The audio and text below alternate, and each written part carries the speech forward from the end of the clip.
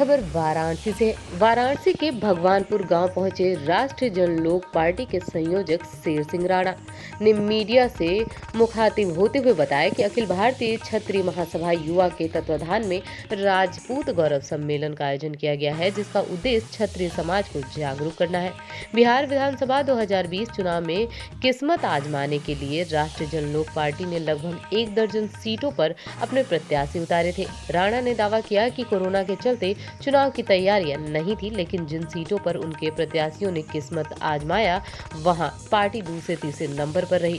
अब party UP विधानसभा में किस्मत आजमाएगी। पूछे जाने पर उन्होंने बताया कि मुख्य 4 दलों में से उनसे गठबंधन हो सकता है जो उनके विचारधारा का सम्मान करे, अन्यथा पार्टी की तैयारी पूरे सीटों पर प्रत्याशी उतारने की है। यूपी उत्तराखंड में बिना हमारी पार्टी के कोई सरकार नहीं बन पाएगी। हमारा एक ही उद्देश्य है, ना हम किसी जाति धर्म के लोगों के अधिकार छीनेंगे न अपनी छीनने देंगे। वहीं आम आदमी पार्टी और ओवैसी के यूपी विधानसभा में चुनाव लड़ने पर पड़ने वाले असर पर राणा ने कहा कि हमारे मुद्दे अलग हैं, आप और ओवैसी की तरह नहीं। ऐसे में हम चुनाव प्रभावशाली तरीके से लड़ेंगे और सरकार में शामिल होंगे। आपको बता दें कि 2004 में शेर सिंह राणा ने अफगानिस्तान से पृथ्वीराज चौहान की अस्थियां भारत लाने का दावा किया था, जिसका वीडियो वायरल हुआ था और जिसके बाद राणा को काफी लोकप्रियता हासिल हुई थी।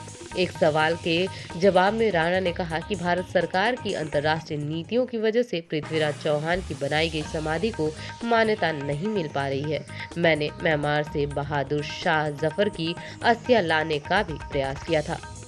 वाराणसी से कुलदीप कपूर की रिपोर्ट। कि आज जो क्षत्रिय महासभा है उनका एक समाज को जागरूक करने के लिए ये कार्यक्रम रखा गया है और मैं शेर सिंह राणा राष्ट्रवादी जनलोक पार्टी सत्य का राष्ट्रीय संयोजक हूँ।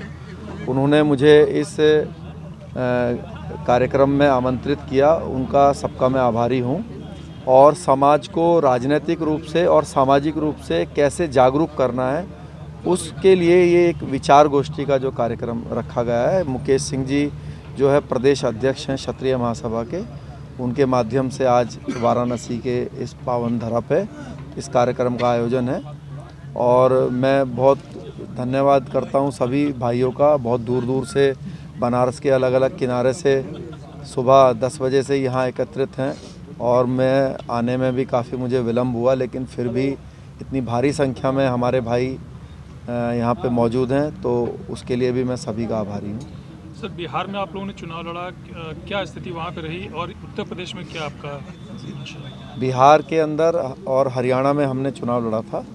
बिहार में क्योंकि लॉकडाउन होने के कारण पूरे देश में जो है हमें जो पर्याप्त समय है वो नहीं मिल पाया, तो 10 से 12 ज़िलों में हमने वहाँ पे संगठन का ढांचा बनाया था और करीब 24 सीटों पर हम लोग चुनाव लड़े, जिसमें अच्छा परसेंटेज ऑफ वोट मिला। चुनाव में सीट नहीं निकली इस बार, लेकिन उत्तर प्रदेश और उत्तराखंड में क्योंकि अभी 1 साल बचा हुआ है चुनाव में, तो हम लोग पूरे प्रदेश के अंदर जो है संगठन का ढांचा बनाने में लगे हुए हैं और मुझे विश्वास है कि उत्तर प्रदेश के अंदर जो है राष्ट्रवादी जनलोक पार्टी के बिना सहयोग के कोई सत्ता में नहीं बैठ पाएगा, मतलब हमारे बिना कोई सरकार नहीं बनेगी। और हम लोग अपने जो हमारे मुद्दे हैं, जो हमारे समाज को लेके जो समस्याएं हैं, उनको दूर करने का प्रयास जो है हम राष्ट्रवादी जनलोक पार्टी के माध्यम से करने का प्रयास कर रहे हैं। हमारा जो लक्ष्य है वो ये है कि ना किसी जाति धर्म का अधिकार छीनेंगे और ना किसी को अपना अधिकार छीनने देंगे। तो मेरे साथ हमारे जो पूर्वांचल के प्रदेश प्रभारी हैं, हमने उत्तर प्रदेश को 5 हिस्सों में बांटा है, जिसमें एक पूर्वांचल को भी एक अलग प्रदेश के रूप में हम मान के चल रहे हैं। तो राकेश सिंह जी वो भी हमारे साथ आए हैं, वो हमारे प्रभारी हैं पूर्वांचल के, और सभी लोगों के सहयोग से जल्दी कार्यकारी में अलायंस करेंगे किसी के साथ या सारी सीटों पे अकेले लड़ेंगे?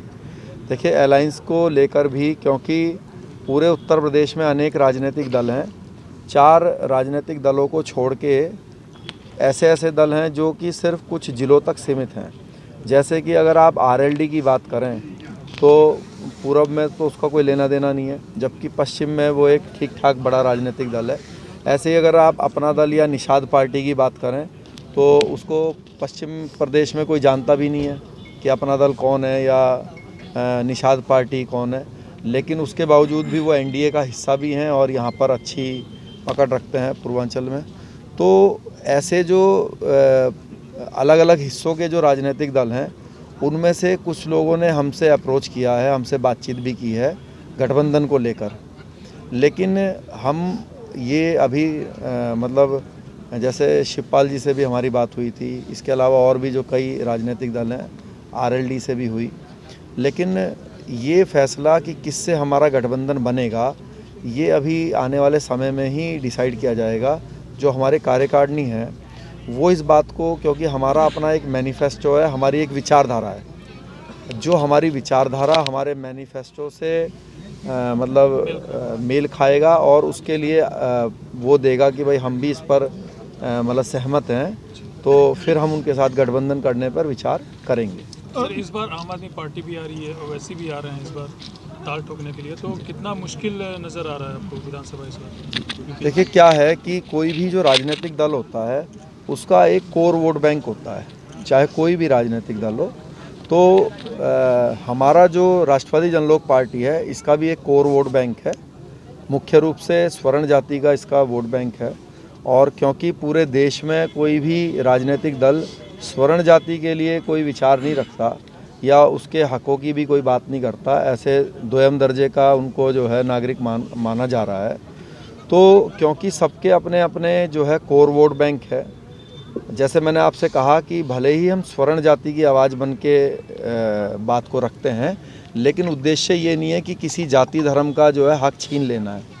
तो हम लोग चाहे हमारे मुसलमान भाई हों, दलित भाई हों, पिछड़े भाई हों, उनके भी अधिकारों की रक्षा करेंगे और अपने भी अधिकारों को सुरक्षित करेंगे। जो आपने आम आदमी या ओवैसी या जितने भी क्षेत्रीय दल दूसरे की बात करी, जो उनका कोर वोट बैंक है वो डिफरेंट टाइप का है, हमारा अलग है। तो वो बढ़ें घटें, अगर आप देखेंगे तो प्रदेश की राजनीति पिछड़े और दलित तक ही सीमित है। जितने भी राजनीतिक दल हैं वो पिछड़े और दलित की ही राजनीति करते हैं और उन्हीं के ही बीच में से अनेक राजनीतिक दल बने हुए हैं। तो अगर ओवैसी आते हैं तो मुझे लगता है कि समाजवादी या बसपा को नुकसान करेंगे या कांग्रेस को करेंगे, आम आदमी आती है तो भी इनको करेंगे। और आपको सबको मालूम है कि ये जो ओवैसी हैं या जो इस तरह के राजनीतिक दल अपनी काम करते हैं, इसके पीछे बीजेपी ही है, क्योंकि वो बीजेपी मतलब फंडिंग करके ऐसे दलों को लेकर आती है जो कि समाजवादी या दूसरे जितने भी राजनीतिक दल है दूसरे के वोट बैंक को डिस्टर्ब करे। बीजेपी अपना वोट बैंक जो है वो इंटैक्ट करने की कोशिश रखती है हमेशा कि उनके वोट बैंक में छेड़छाड़ ना हो। दूसरों के वोट बैंक में से अनेक राजनीतिक दल फंडिंग करके बीजेपी बनवाती है, बनवा रही है। बिहार में भी पप्पू यादव और कई लोगों को खड़ा किया, ऐसे ही आपका उत्तर प्रदेश में भी मैं नाम नहीं लेना चाहूँगा, कई राजनीतिक दल बीजेपी के ही फंडिंग से खड़े किए गए हैं दूसरे के वोट बैंक को ख़राब करने के लिए। अफगानिस्तान प्रकरण आपका बहुत काफ़ी हाईलाइटेड रहा है जी, अफगानिस्तान प्रकरण जो था जी। और आपने मंदिर भी बनवाया, लेकिन अभी सरकार के द्वारा अभी मान्यता उसको नहीं मिली है, तो इसमें आप अभी क्या प्रयास कर रहे हैं और सरकार इस पर क्या कर रही है? देखिए 2004 में जो हमारे आखिरी सम्राट पृथ्वीराज चौहान जी हैं, जो कि हमारे देश के हर जाति हर धर्म के कोई भी व्यक्ति हो उन सभी के महान पूर्वज हैं और मेरा सौभाग्य है कि उनकी मिट्टी लाने का मुझे मौका मिला और लाकर हमने ज़िला मैनपुरी में उनका एक स्मारक के रूप में वो स्थापित किया। वहाँ पे सरकार की जो आप बात कर रहे हैं, देखिए क्या है कि सरकार के काम करने का तरीका और समाज का अलग होता है। सरकार की बहुत सारी समस्याएं हो सकती हैं और अगर आप नोटिस करेंगे तो मुख्य समस्या तो यही है कि अफ़गानिस्तान एक ऐसा देश है कि कुछ लोग उससे दोस्ती करना चाहते हैं और कुछ लोग ज़बरदस्ती दुश्मनी करना चाहते हैं। क्योंकि इंडिया भी उसका एक बहुत बड़ा हिस्सा है, तो दूसरे देश को हो सकता है नाराज़ करके वो कुछ ऐसी मान्यता ना देना चाहे जिससे कि उसके जो इंटरनेशनल रिलेशन है उस पर कुछ फ़र्क आए। जैसे कि सभी को मालूम है सुभाष चंद्र बोस जी हैं, बहादुर शाह जफ़र जी हैं। मैं तो बहादुर शाह जफ़र जी की भी समाधि म्यांमार में लेने के लिए गया था। जिस समय अफ़गानिस्तान से मैं वापस आया तो उसके बाद मैं म्यांमार गया था, बर्मा गया था कि बहादुर शाह जफ़र जी की भी समाधि को वापस लेकर आऊँ, क्योंकि मेरा ऐसा मानना है कि इसमें जाति या धर्म नहीं देखा जाना चाहिए। हमारा जो भी पूर्वज है, अगर उसने देश के लिए, हमारे समाज के लिए कोई अच्छे कार्य किए हैं तो वो हमारा भी सम्मानित महान पूर्वज है, चाहे वो कोई भी हो, चाहे वो बहादुर शाह जफरी क्यों ना हो। तो लेकिन भारत सरकार उसको नहीं लाती, चाहे तो ला सकती है, क्योंकि उनके इंटरनेशनल रिलेशन अच्छे या बुरे होने का उस पर प्रभाव पड़ता है। राजा भैया भी यहाँ पे को आप उनसे तालमेल करेंगे? देखिए, वो तो हमारे भाई हैं बड़े, और हम तो हमेशा चाहते हैं कि वोटों का बंटवारा नहीं करना चाहिए। और क्योंकि हमारा राष्ट्रवादी जनलोक पार्टी का तो देखिए मुख्य मकसद है कि एक क्षत्रियों का झंडा, एक स्वर्णों का झंडा उनकी आवाज़ बन के विधानसभा लोकसभा में पहुँचे। और हम तो उनसे बातचीत करने का हमेशा प्रयास करते हैं, लेकिन भाई वो अब मान लीजिए वो बड़े आदमी हैं, अगर हमसे करेंगे तो हम तो हमेशा, हमारा पूरा समाज ही उनके साथ है। और लेकिन अगर समाज का चाहे गरीब से गरीब व्यक्ति हो, ये तो लोकतंत्र है और सबका बराबर का हक और वोट होता है। तो अगर जो हमारे मुद्दे हैं, हमारा जो मतलब मैनिफेस्टो है, उस पर वो हामी भरेंगे तो वो तो हमारे लिए सबसे प्रिय है और हमारे लिए सबसे अच्छा है कि हमारा उनसे समझौता एक अंतिम सवाल, शेर सिंह राणा जी चाय नहीं पीते हैं, युवाओं को क्या संदेश देंगे? क्योंकि आपके पहले भी इंटरव्यू में सुन चुके हैं, क्या संदेश देना चाहेंगे? देखिए, हमारा तो एक ही संदेश है कि जो क्षत्रिय है तो उसको, जो उसके महान पूर्वज हैं, प्रभु श्री राम हैं, महाराणा प्रताप जी हैं, उनके रास्ते पर चलना चाहिए। जब आदमी उनके रास्ते पर चलता है तो ये नशा है।